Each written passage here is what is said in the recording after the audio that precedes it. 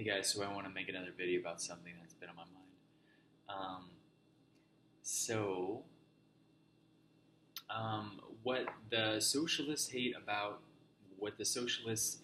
capitalism is really socialism.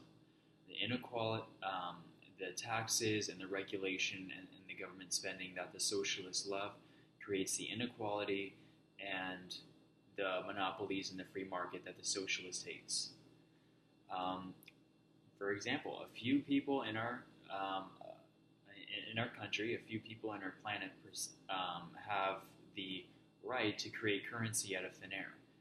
Um, in America, it's the Federal Reserve Bank. They can create currency out of thin air and give it to whomever they want to for whatever reason they want to, without any jurisdiction or any oversight.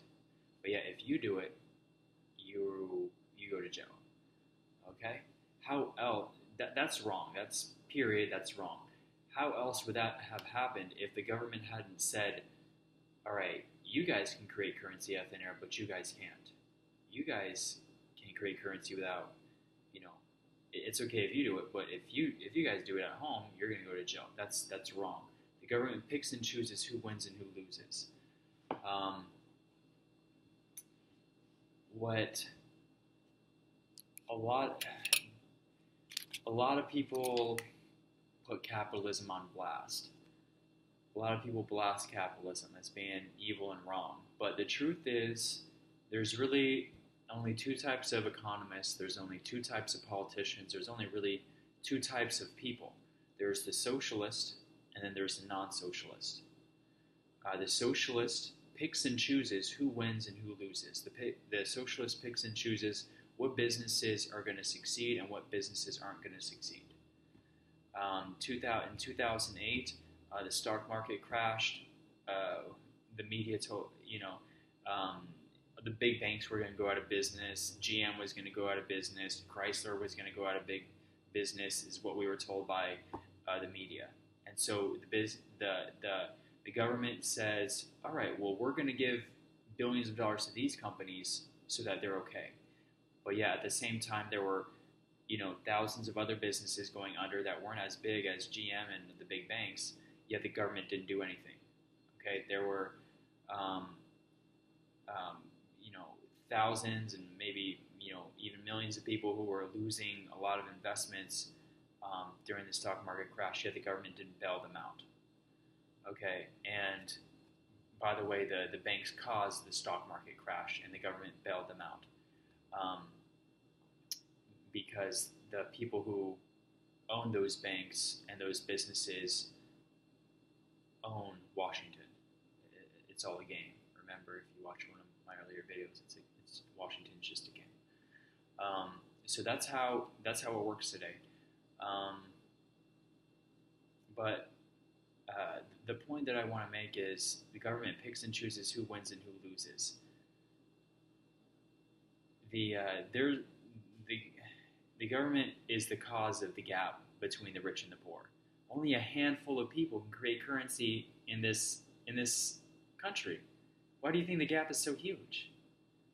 Okay, so and the government suppress it. You suppress a lot of good, developing, like young entrepreneurial businesses when you bail out the big businesses.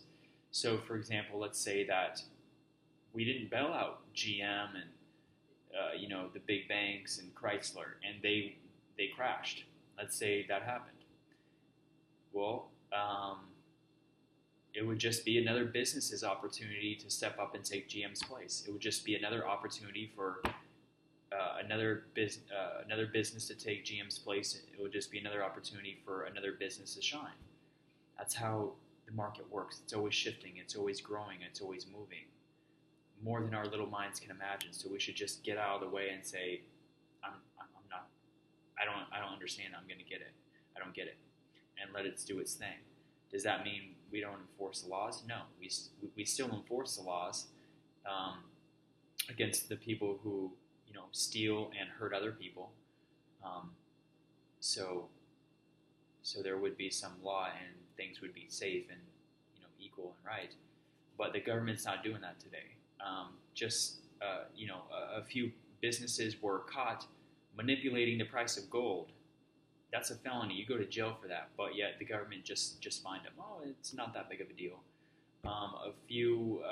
Just a year and a half ago, um, a group of people were driving in a caravan in some country in Africa, going to a wedding, and all of a sudden they were drone bombed by the United States. They were drone bombed by President Obama, and then they all died. And the UN called Obama up and said, "Hey, what were you doing?" He said, "Oh, I thought they were terrorists." You don't, and the UN didn't do anything. Yet the UN is supposed to be this organization where they make everything right and equal and fair, and make the world a safer place. Yet they're not. Just enforce the laws. That's just the point I'm trying to make.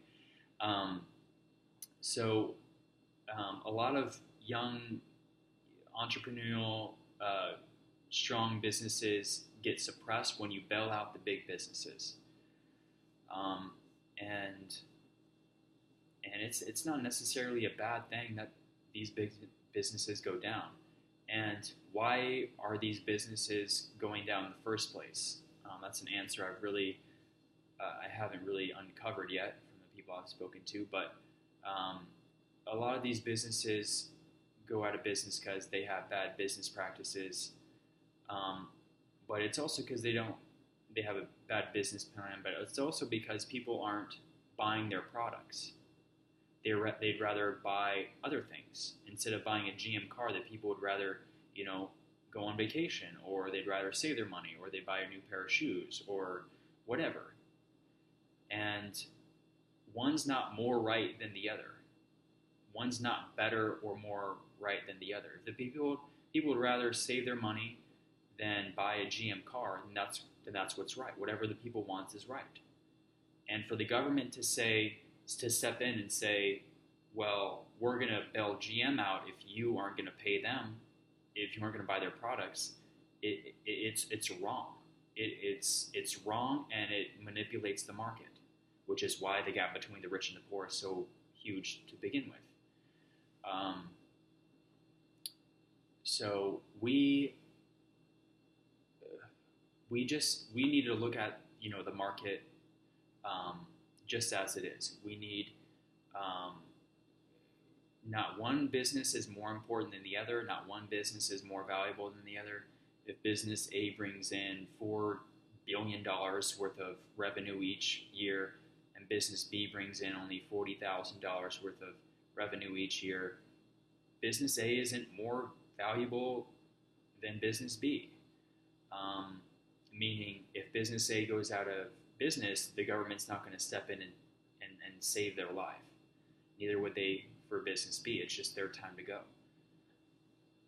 And just to clarify, like I said, strong, like young, up and coming, just innovation and creativity and development itself gets suppressed when the government tries to change things and makes things right. Because let's say, for example, that I were to go back in time 40, 50 years and tell all the economists back then, hey, look, Kodak goes out of business 40 years from now, which they are. Kodak was a camera company. They made cameras. They're out of business now. If I were to go back in time 40 years and say to the economists, hey, 40 years from now, Kodak is going to be out of business, I mean, what would happen? It would seem, would the economists freak out and run on the government and say, hey, you guys need to subsidize camera businesses so that 40 years from now, everybody has a camera?